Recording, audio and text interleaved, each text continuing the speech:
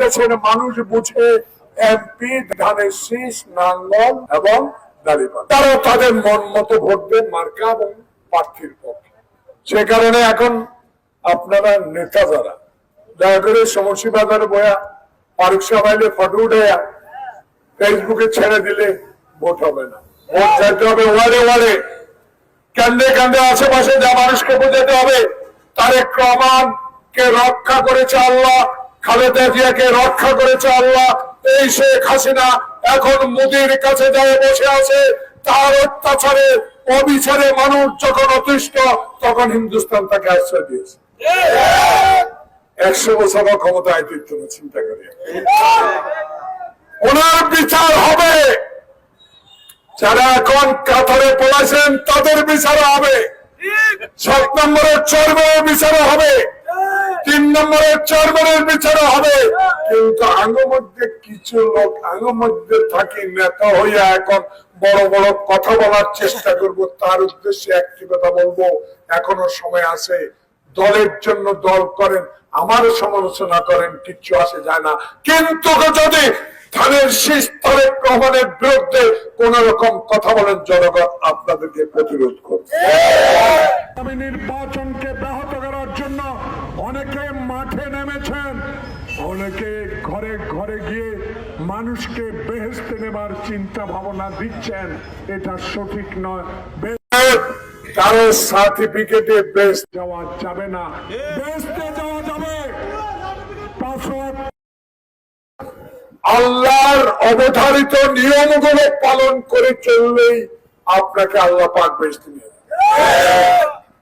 আন্দোলনে দেখেছি তাদের পাশে দাঁড়ায় যদি বলেন চাঁদাবাজি করেন, বিচারের টাকা খান। আমি বলে গেলাম এই মাগরিবের আজান আগে সমুন্সি বাজারে যদি একটা লোক যদি চাঁদাবাজি করেন এবং বিচারের টাকা খান, মানুষের জমির মাটি জোর করে দখল করেন, আপনাদের বিচার ইনশাআল্লাহ করা হবে। চাঁদা বাজলে ঘুরবেন, বিচারের টাকা খান নিলে ঘুরবেন।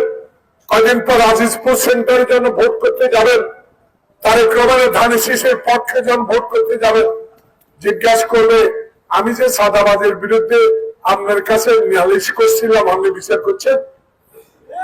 এই কথার জবাবে যারা দিতে পারবে তারা আগামীতে জনগণের রায় পাবেন। যদি উত্তরে না দিতে পারেন, খালি বাক্সায় ফেরত যেতে হবে। কারণ তারেক রহমান বলেছে আইন নিজের হাতে তুলে নেওয়া যাবে না, আইন নিজস্ব গতিতে চলবে। সময় যখন আসবে, ধানের শীষের সময় যখন আসবে, বাংলাদেশে প্রত্যেকটা আওয়ামী লীগের যারা মুর্শেদের সহযোগে চুরি করেছে তাদের বিচার হবে।